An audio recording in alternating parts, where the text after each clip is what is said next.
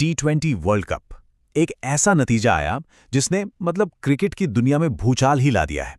एक ऐसी जबरदस्त जीत जिसने सारे समीकरण बदल दिए हैं। हर कोई हैरान, पॉइंट्स टेबल में खलबली मच गई और टूर्नामेंट में एक नया ही रोमांच आ गया है।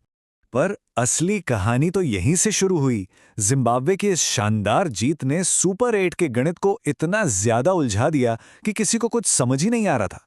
सवाल यह था कि जो साफ साफ दिख रहा था वैसा हो क्यों नहीं रहा था। तो चलिए इस पहेली को सुलझाते हैं।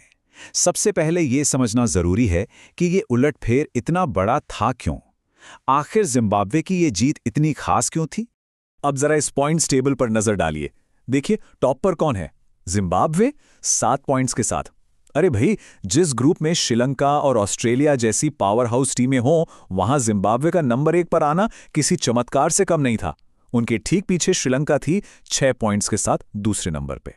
और बस यहीं से सारा कंफ्यूजन शुरू हो गया। पॉइंट्स टेबल तो एकदम साफ था, लेकिन सुपर 8 का जो गणित था वो किसी के पल्ले ही नहीं पड़ रहा था।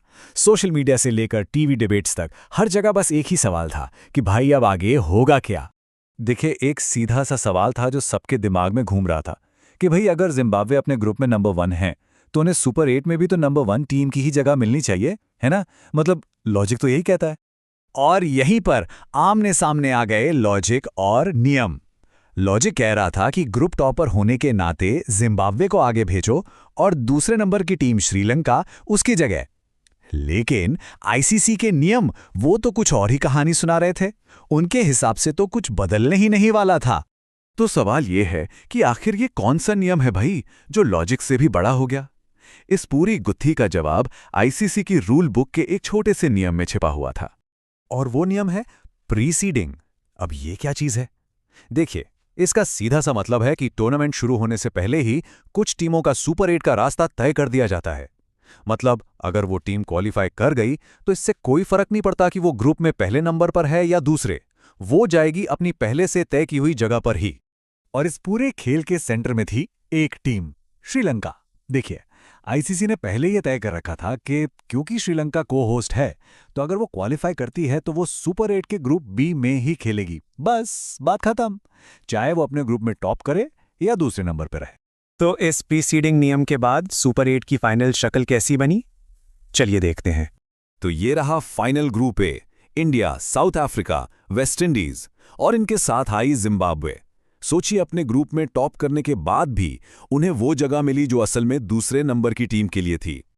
और दूसरी तरफ ग्रुप बी में देखिए, पाकिस्तान, इंग्लैंड, न्यूजीलैंड और उनके साथ कौन? श्रीलंका। बिल्कुल उसी जगह पर जहां प्रीसीडिंग के नियम ने उन्हें टूर्नामेंट शुरू होने से पहले ही बिठा दिया था, भले ही वो अपने ग्रुप में दूसरे नंबर पर आए थे।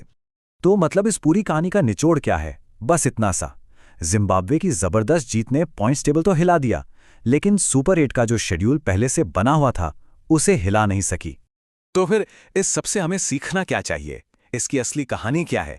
बड़े टूर्नामेंट्स के पीछे की दुनिया चलती कैसे है? देखिए, ये घटना हमें बताती है कि बड़े टूर्नामेंट्स सिर्फ मैदान पर खेले गए खेल से नहीं चलते, उनके पीछे एक बहुत बड़ा सिस्टम काम करता है। ये जो प्रीसीडिंग जैसे नियम होते हैं ना, ये ब्रॉडकास्टर्स के लिए, फैंस के आने जाने के लिए और टीमों के लॉजिस्टिक्स के लिए बनाए जाते हैं ताकि पहले से सब कुछ पता हो। तो साफ है, जिम्बाब्वे की जीत बेशक ऐतिहासिक थी, पर वो उस सिस्टम को नहीं बदल पाई जो पहले से ही सेट था।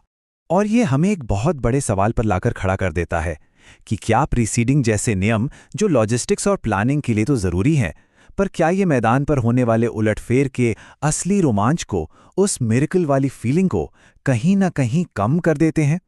इस पर सोचिएगा जरूर।